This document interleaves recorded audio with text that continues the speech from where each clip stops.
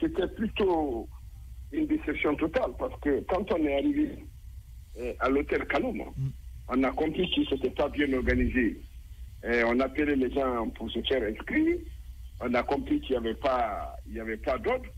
La carte qu'on nous avait donnée, le badge qu'on nous avait donné, c'était écrit dessus cadre de concertation exclusif, hôtel de Kaloum le 27 juillet. Et moi, je n'ai pas voulu prendre vraiment cette carte. Je n'ai pas pris le badge qu'on m'a donné parce que c'était écrit cadre de concertation. D'abord, ça, c'était un premier choc qu'on a eu. Quand nous sommes rentrés à l'intérieur de la salle, on a vu affiché sur le grand tableau cadre de concertation et de dialogue. Inclusif. J'ai dû appeler une dame qui travaille à la primature en disant moi je conduis la délégation de la NAD et je donnais 10 minutes pour qu'on enlève ce qui est sur le tableau. Parce que nous ne sommes pas venus pour assister à un cadre de concertation et de dialogue. On est là pour un cadre de dialogue. Si ce n'est pas fait, écoutez, je le dis, si ce n'est pas fait dans les 10 minutes, vous ne pouvez plus compter sur la délégation de la NAD. Alors, ils ont enlevé, ils ont mis la République de Guinée sur la fiche. Deuxième remarque. Troisième, c'est qu'on a senti, quand le Premier ministre a fini son discours, nous avons compris que c'était vraiment du désordre. Parce qu'eux-mêmes, ils ne savaient pas ce qui était à l'intérieur, le nombre de coalitions. Parce que logiquement, pour une réunion bien organisée comme ça, au moins on a la liste des participants. Et qu'on devait, nous, on devait signer devant nos noms. On devait signer en tout cas là où il y avait l'ANAD, 3 personnes par coalition. Oui. On aurait su au moins quelles sont les coalitions qui étaient dans la salle. Alors, quand le Premier ministre a fait son discours, pour la prise de parole, c'est là on a su aussi que c'est le désordre. Parce qu'ils ont dit, quels sont les gens qui veulent intervenir? On a compris qu'il n'y avait pas de liste. Donc la pagaille a commencé. Le premier qui est intervenu, c'était Abouakar Souma, qui a tenu son discours sur place. Après, on a dit, non, ce n'est plus ça, déplacez-vous, venez à la tribune pour tenir le discours. Et les gens ont commencé à se battre pour s'inscrire sur la liste. Alors, on a entendu le nom des coalitions. Je pense que même le ministre de l'administration du territoire était surpris du nom de certaines coalitions. Et deuxièmement, quand vous avez une réunion, il y a un ordre du jour, il y a un thème, il faut être dans le cadre. Mais ils ont donné la parole à tout le monde, les gens ont raconté ce qu'ils voulaient. C'était vraiment de la mamaya, quoi. Donc, tu viens, tu prends la parole, au lieu de 3 minutes, il y en a qui faisaient 10 minutes, d'autres faisaient 5 minutes. C'était complètement hors sujet, les gens racontaient leur vie, leurs rêves. Il y avait la société civile, les partis politiques, personne ne comprenait ce qui se passait. Alors nous sommes restés par politesse, parce que de toute façon, on était là pour suivre le discours du Premier ministre. Moi, je m'attendais à la clôture du discours du Premier ministre, parce que pour moi, c'est ce qui est important. Mais la déception était totale, parce que le Premier ministre, quand il a pris la parole pour la clôture, on n'a pas senti la volonté de mettre en place un cadre de dialogue. Honnêtement, je pensais qu'il aurait dit je vous ai écouté, je vous ai compris, je vais me retrouver avec les autres cadres, discuter, et puis nous allons vous répondre.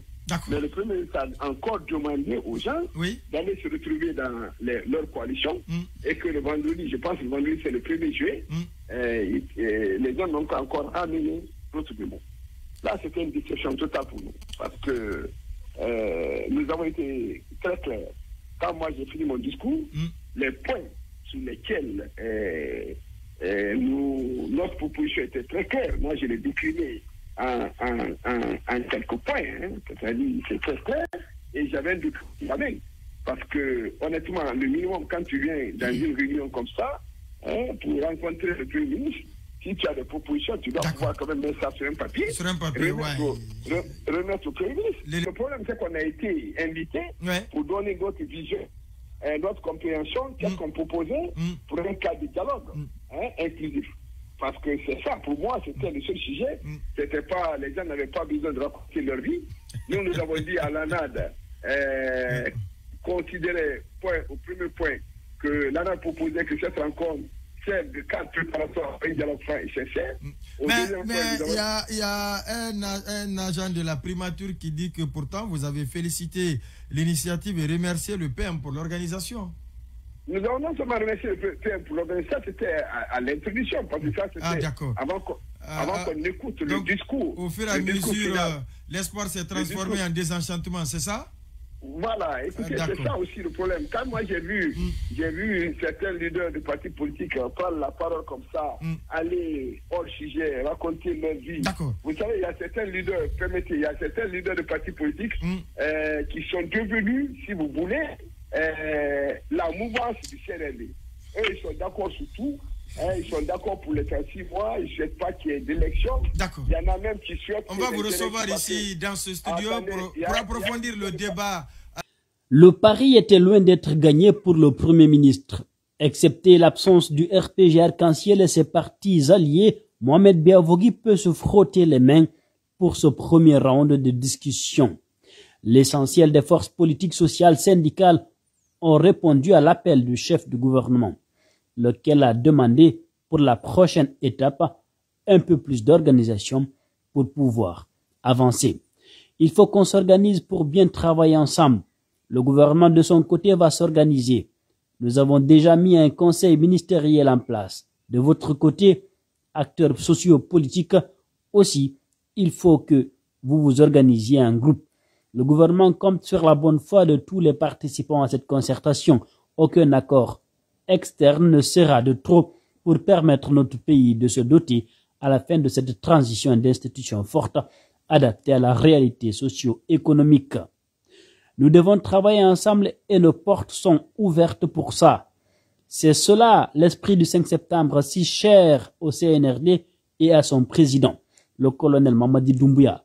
Le dialogue devrait nous permettre d'harmoniser nos opinions sur le contenu de la transition, de nous accorder sur les approches de la mise en œuvre de cette transition, a déclaré Mohamed Biavogui dans son discours de clôture.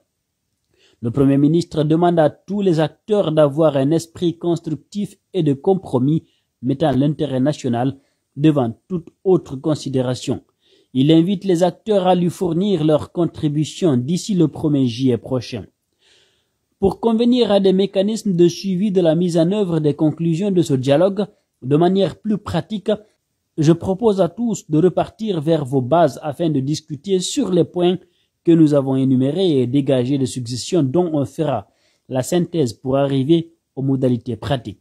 Nous espérons recevoir vos contributions d'ici le vendredi 1er juillet 2022 afin d'en faire la synthèse et proposer une nouvelle date pour nous rencontrer. Je vous exhorte à participer ceux qui sont là, tout comme ceux qui ne sont pas là, aux travaux de ce processus dans un esprit constructif et de compromis en mettant l'intérêt national au-dessus de toute autre considération, a-t-il lancé. Déjà, on se demande si l'ANAD va participer à la prochaine rencontre.